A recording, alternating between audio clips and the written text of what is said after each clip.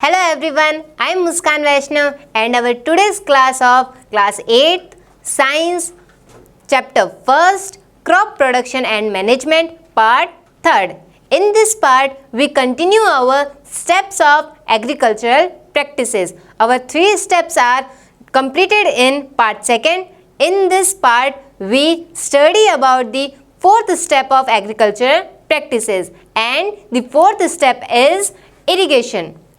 अब क्या होता है, जो वाटर होता है उसकी ज़रूरत सबको ही होती है, हमें भी होती है, हम भी डेली पानी पीते हैं, एनिमल्स को भी होती है। वैसे ही जो पानी की ज़रूरत होती है वो प्लांट्स को भी होती है। अब प्लांट्स को क्या पानी की ज़रूरत पड़ गई कि जो ये प्लांट्स होते हैं वो पानी की हेल्प से तो फोटोसिंथेसिस प्रोसेस को कंप्लीट करते हैं और प्लांट्स जो होते हैं वो क्या करते हैं, इन वाटर के अंदर न्यूट्रिएंट्स को डिसॉल्व करके एब्जॉर्ब करते हैं।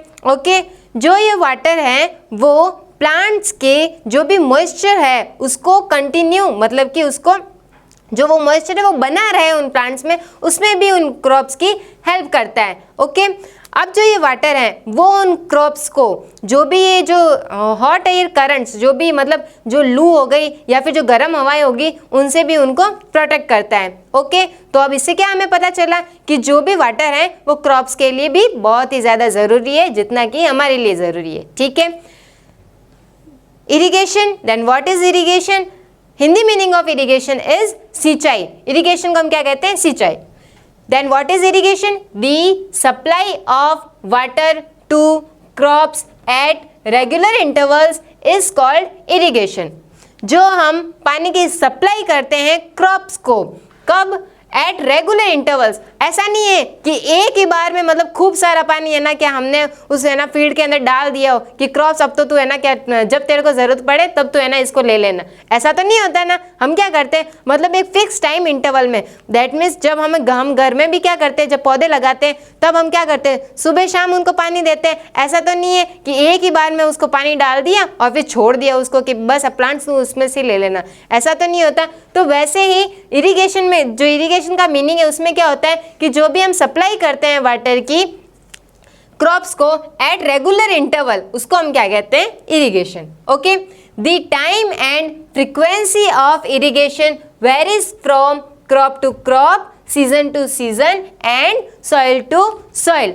अब जो भी ये टाइमिंग है इरिगेशन का कि किस क्रॉप को किस टाइम पे मतलब सप्लाई मतलब इरिगेशन करना है, उसको सप्लाई करनी है पानी की, तो जो भी ये टाइम इंटरवल है उसका, और जो भी फ्रीक्वेंसी है, फ्रीक्वेंसी दैट मीन्स कितनी अमाउंट में वाटर को उनको सप्लाई करना है। ठीक है, तो जो भी ये टाइम और फ्रीक्वेंसी है वो क्या होती है? चेंज होती है। कैसे? Crop to crop, that means जिस टाइप की क्रॉप होगी हमें उतनी ही अमाउंट में उस वाटर की सप्लाई करनी है और एक प्रॉपर टाइम पे ही उसको सप्लाई करनी है। ओके, सीजन टू सीजन भी, जैसे कि रेनी सीजन में हमें कम पानी की सप्लाई करनी होती है और समर सीजन में ज़्यादा। And soil to soil, soil to soil क्यों? क्योंकि जो सॉइल है वो भी कई सारे टाइप की होती है, तो जिस टाइप की सॉइल होगी उसके अंदर जो वाटर की सप्लाई होगी वो भी उसी तरीके से होगी। ओके, यहाँ तक क्लियर है? आगे हम आते हैं सोर्सेज ऑफ इरिगेशन। अब जो हम ये इरिगेशन कर रहे हैं, जो भी हम वाटर की सप्लाई दे रहे हैं क्रॉप को, उनके सोर्सेज क्या हैं? ऐसा तो है नहीं कि हम घर में से बकेट भर के लेके गए और है ना क्या जो फील्ड के अंदर है वो वाटर की सप्लाई कर दी, ऐसा तो नहीं होता ना। तो जो सोर्सेज हैं वो क्या है? Wells, tubewells, ponds, lakes, rivers, dams and canals.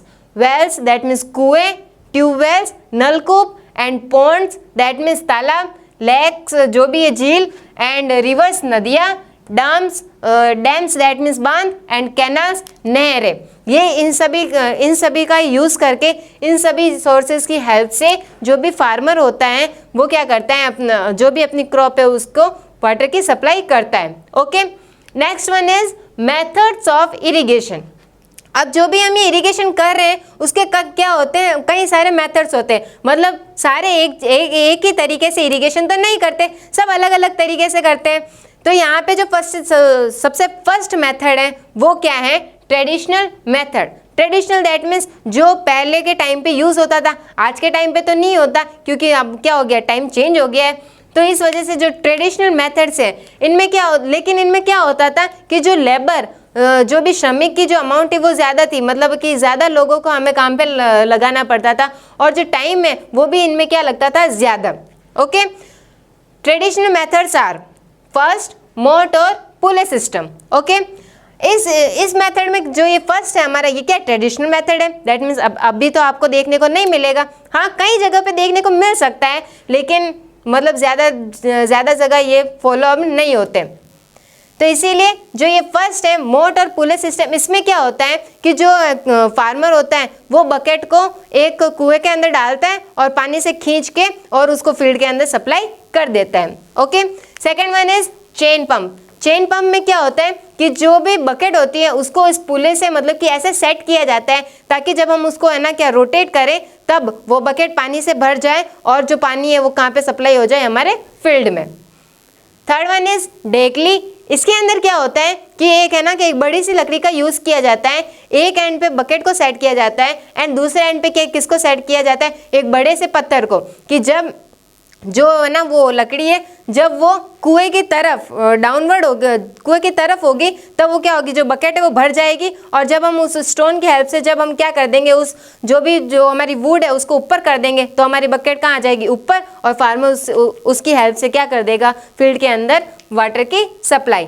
And last one is राहत और पर्शियन व्हील। इसके अंदर क्या होता है, एक बड़ा सा व्हील होता है, उसके चारों तरफ कई सारी बकेट्स को सेट किया जाता है, और जब उस व्हील को रोटेट किया जाता है तब जो भी वो बकेट्स है वो क्या करती है, पानी को भरती जाती है और जो हमारा फील्ड है उसके अंदर वाटर की सप्लाई करती जाती है। Now next method is modern method. अब नाम क्या है, मॉडर्न मेथड, दैट मीन्स ये मेथड्स आपको जो अभी के टाइम में जो इरिगेशन होता है आपको वहाँ पे देखने को मिल जाएगा। Okay, in this there are two systems, sprinkler system and drip system. Okay, modern methods में हम दो टाइप के सिस्टम को यूज करते हैं इरिगेशन करने के लिए। First one is sprinkler system.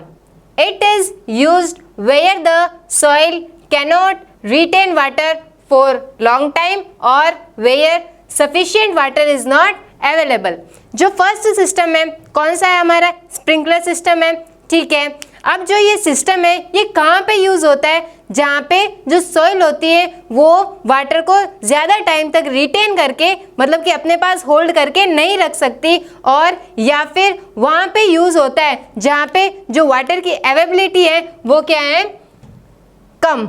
ठीक है, इस सिस्टम में अब होता क्या है कि जो भी हमारा फील्ड है जहाँ पे हम क्रॉप को कल्टीवेट करने वाले हैं वहाँ पे ऐसे जो मेन पाइपलाइंस है वहाँ पे ऐसे सेटअप कर दी जाती है, और इन मेन पाइप्स पे परपेंडिकुलर कुछ इस तरीके से पाइप को सेटअप किया जाता है, और इन परपेंडिकुलर पाइप्स के टॉप के ऊपर ऐसे नोजल सेट किए जाते हैं जिसकी हेल्प से जो वाटर है वो बाहर इस तरीके से आता है जैसे कि क्रॉप के ऊपर क्या हो रही है, रेनिंग, बारिश हो रही है। ओके, अब जो ये नोजल है वो क्या करते हैं, रोटेट करते हैं ताकि जो भी ये पानी जो बाहर आ रहा है मतलब कि ड्रॉप्स की फॉर्म में वो क्या हो जाए, पूरे ही फील्ड के अंदर स्प्रेड हो जाए अच्छी तरीके से। ओके, तो ये फर्स्ट जो सिस्टम था वो समझ में आ गया।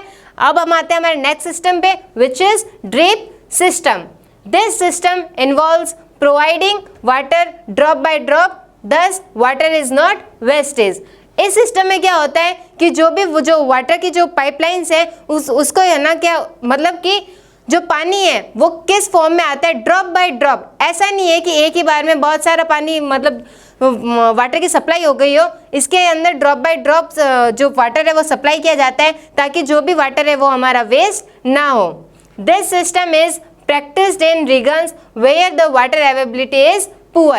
इस सिस्टम को उन जगहों पे यूज में लिया जाता है जहाँ पे जो वाटर की जो अवेलेबिलिटी है वो क्या है, कम। Now we come on our next step of agricultural practices which is protection from weeds. अब हमने यहाँ तक क्या किया, सॉइल को प्रिपेयर किया, फिर उसको क्या किया, उसके अंदर जो सीड्स हैं उसको शो किया, फिर हमने उसके अंदर मैन्यूर एंड फर्टिलाइजर को ऐड किया, इरिगेशन की। अब हम क्या करेंगे, जो भी हमारी क्रॉप्स है उसको किससे प्रोटेक्ट करेंगे, वीड से। ठीक है, अब ये यहाँ पे ये वीड्स क्या होता है, जब हम क्या करते हैं जो क्रॉप जो भी है क्रॉप वो ग्रो होती है तब उनके साथ कुछ ऐसे प्लांट्स भी ग्रो हो जाते हैं जो हमें नहीं चाहिए होता है, दैट मीन्स जो अनडिजायरेबल होते हैं। इन अ फील्ड में many other undesirable plants may grow naturally along with the crop. These undesirable plants are called weeds. अब जो भी ये undesirable plants जो भी grow हुए हैं ना crop plants के साथ में, उन्हीं को हम क्या कहते हैं? weeds. And the Hindi meaning of weeds is खरपतवार. weeds को हम हिंदी में क्या कहते हैं? खरपतवार. The removal of weeds is called weeding. अब जो प्रोसेस है weeds को हटाने की, हम उसको क्या कहते हैं? weeding. weeding is necessary because, अब है ना, हमने वीड्स के बारे में जाना, उसको हटाने की जो प्रोसेस है उसके बारे में भी जाना, उसको वीडिंग कहते हैं. अब जो ये वीडिंग है वो ज़रूरी क्यों है? मतलब हमें क्या ज़रूरत पड़ गई उन वीड्स को हटाने की? अगर क्रॉप के साथ में कोई भी अनडिजायरेबल प्लांट अगर ग्रो हो रहा है तो उससे हमें क्या प्रॉब्लम हो गई, तो वही देखते हैं. तो first is weeds compete with the crop plants for water, sunlight, nutrients and space. जो ये वीड्स है जो क्रॉप प्लांट्स के साथ में ग्रो हो जाते हैं, फिर वो क्या होते हैं? एक तो ये वीड के प्लांट हो गए, मतलब एक तो ये प्लांट्स हो गए और एक क्रॉप के प्लांट्स हो गए. तो जब है ना हमारे पूरे फील्ड में इतने सारे प्लांट्स प्रेजेंट हो गए, तो मेरे को एक बात बताओ, water, sunlight, nutrients and space, इन सब के यूज़ के अंदर कंपटीशन नहीं बढ़ जाएगा? कि मतलब कि क्योंकि ये सारी चीज़ें इन क्रॉप प्लांट्स को भी चाहिए होती है और इन वीड्स वाले प्लांट को भी चाहिए होती है. Second one is they affect the growth of crops. अब जब ये जो अनडिजायरेबल प्लांट्स है, जब ये क्रॉप प्लांट्स के साथ में ग्रो हो जाते हैं, तब ये क्या करते हैं? जो भी ये क्रॉप्स की ग्रोथ है उसको अफेक्ट करते हैं. दे इंटरफेयर इवन इन हार्वेस्टिंग. जो ये वीड्स है वो क्या करते हैं? हार्वेस्टिंग में भी इंटरफेयर करते हैं, क्योंकि जब जो भी क्रॉप प्लांट्स है वो मैच्योर हो जाती है, तब हम क्या करते हैं? उसकी कटाई करते हैं, उसकी हार्वेस्टिंग करते हैं. तब क्रॉप प्लांट्स की जो भी हार्वेस्टिंग होती है उसके अंदर जो ये वीड्स हैं वो है ना साथ में कट ना हो जाए, इस वजह से जो ये वीडिंग है वो नेसेसरी होती है. They may be poisonous for animals and human beings. और अगर ये अनडिजायरेबल प्लांट्स क्रॉप प्लांट्स के साथ में अगर हार्वेस्ट हो जाते हैं तो ये क्या हो सकते हैं? हमारे लिए और एनिमल्स के लिए पॉइजनस भी हो सकते हैं. We study about the necessity of weeding. Now we discuss about the ways to remove and control the growth of weeds. अब जो भी ये weeds हैं, जो अनडिजायरेबल प्लांट्स हैं हमारे फील्ड के अंदर, अब हम उनको किन किन तरीकों से रिमूव कर सकते हैं. First, tilling before sowing of crops. जब हम इन क्रॉप्स को सो करते हैं उससे पहले अगर हमारे फील्ड में अगर वीड्स प्रेजेंट हैं तो हम उनकी क्या कर देंगे? टिलिंग. टिलिंग दैट मीन्स जुताई. सेकेंड, बाय यूजिंग ट्रॉवल और अ सीड ड्रिल.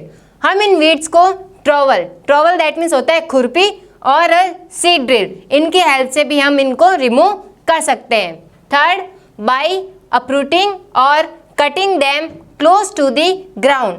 हम उनको जड़ों के सहित मतलब कि हटाकर या फिर उनको ग्राउंड के क्लोज कट करके भी इनको रिमूव कर सकते हैं. Fourth one, by using certain chemicals called weedicides. अब हम इनको कुछ केमिकल्स का यूज़ करके भी इनको रिमूव कर सकते हैं. उन केमिकल्स को हम क्या कहते हैं? weedicides. One example of weedicide is 2,4-D, that means 2,4 dichlorophenoxyacetic acid. Okay, जो ये लास्ट वन था वो क्या था कि हम वीड्स को किन्हीं केमिकल्स की यूज़ से भी रिमूव कर सकते हैं. उन केमिकल्स को हम कहते हैं वीडिसिड्स. और ये जो 2,4 डाइक्लोरोफिनॉक्सीएसिटिक एसिड है वो क्या है? एक टाइप का वीडिसिड. ओके, जो ये वीडिसिड होते हैं वो क्या है? केमिकल्स हैं. तो हम इनको क्या करते हैं? जो भी हमारे फील्ड है उनके अंदर क्या करते हैं? स्प्रे करते हैं. और इसको स्प्रे करते टाइम जो भी फार्मर है या जो भी पर्सन है उसको क्या करना चाहिए? प्रॉपरली अपने जो भी हाथ है उनको कवर करना चाहिए और अपने माउथ को कवर करना चाहिए. क्यों? क्योंकि जो ये वीडिसिड्स हैं ये केमिकल्स हैं, और ये जो केमिकल्स हैं वो हम ह्यूमंस के लिए क्या होते हैं? हार्मफुल. अब जो इनका जो भी अफेक्ट है जो वीडिसिड्स का वो हमारे ह्यूमंस के ऊपर हार्मफुल होता है. इसी वजह से आज के टाइम पे इन वीडिसिड्स को हर्बिसिड से रिप्लेस कर दिया गया है. और जो ये हर्बिसिड्स हैं वो हमें किससे ऑब्टेन होते हैं? प्लांट से. Now we come on our next step of agriculture practices which is harvesting. अब है ना हमने क्रॉप को वीड से प्रोटेक्ट कर लिया है, ठीक है।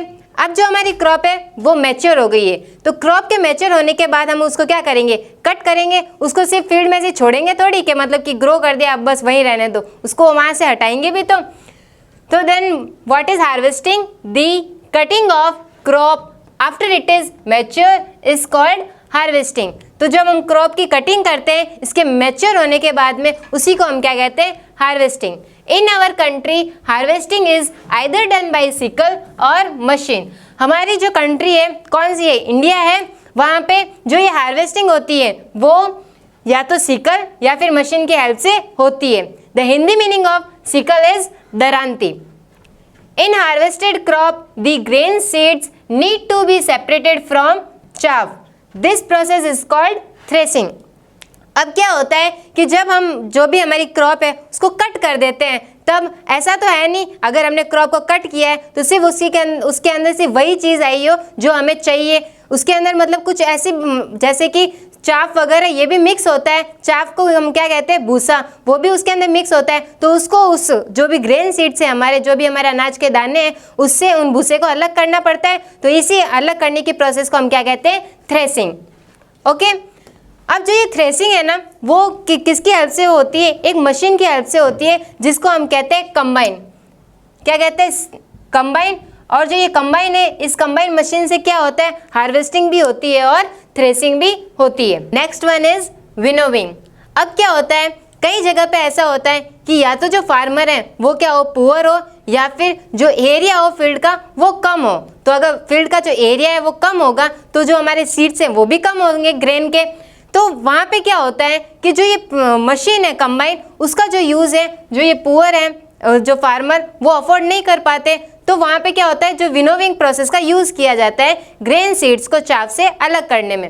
इस प्रोसेस में क्या होता है, जो भी पर्सन होता है वो एक वुडन सूप के अंदर ग्रेन सीड्स को रखता है, फिर उसको उस तरीके से डाउनवर्ड गिराता है ताकि जो सीड्स हैं, जो भी ग्रेन के सीड्स हैं वो क्या हो, एक तरफ गिरे और हवा की वजह से जो चाफ है, जो भूसा प्रेजेंट है उसके अंदर, वो क्या हो, उससे हट जाए। अब जैसे कि जो भूसा है वो उन अनाज के दानों से हल्का होता है तो वो हवा के कारण क्या हो जाएगा, उनसे अलग।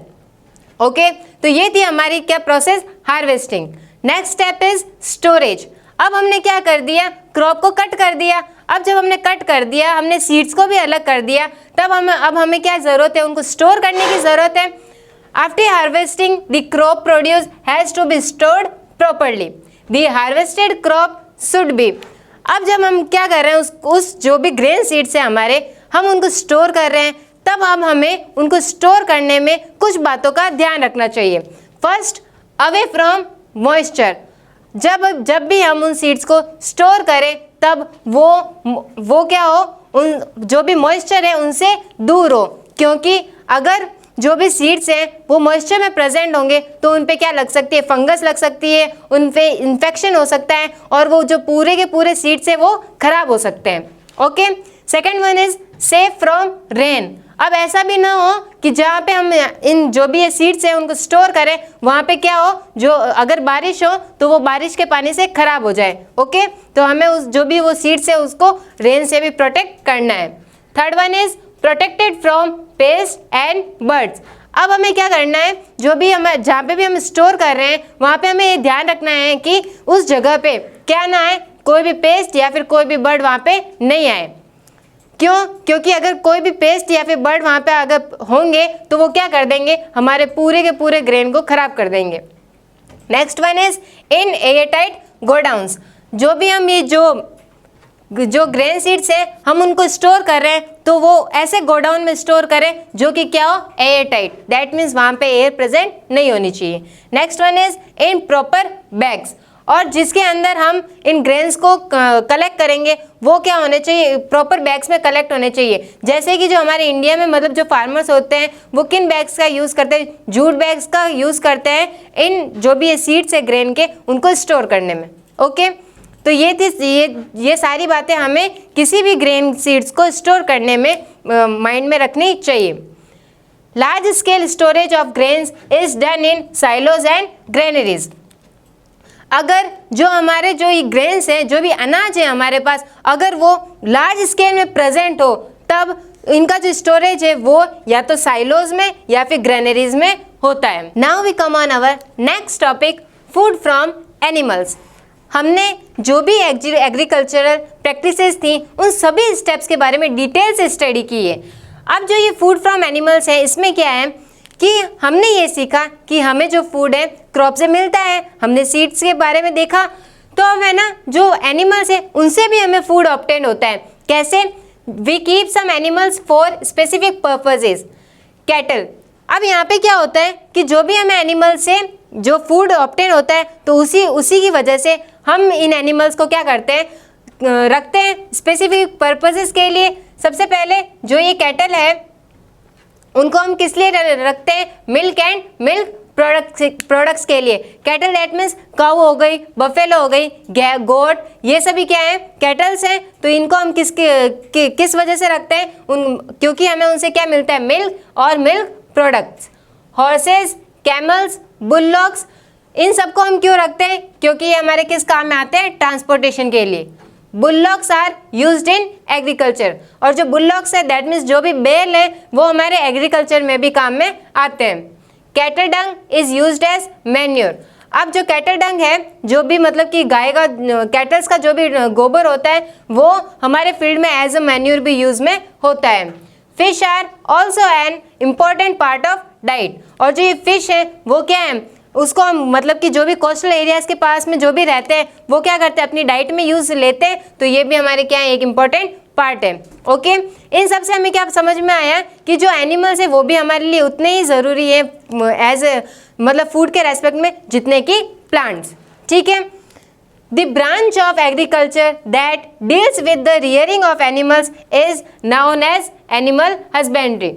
अब जो ये एनिमल हस्बेंड्री है उसका मीनिंग क्या है कि एग्रीकल्चर की एक ऐसी ब्रांच जिसके अंदर जो एनिमल्स हैं उसको क्या किया जाता है? रियर, दैट मीन्स उसको पाला जाता है, उसको हम क्या कहते हैं? Animal husbandry. And the meaning of animal husbandry is पशुपालन। With this topic our chapter which is chapter first, crop production and management is completed. In this part we study about steps of agriculture practices and last one is food from animals. अगर आपको फिर भी अगर कोई भी doubt रह जाता है तो आप इस वीडियो को एक बार फिर से रिपीट कर सकते हैं। Thank you.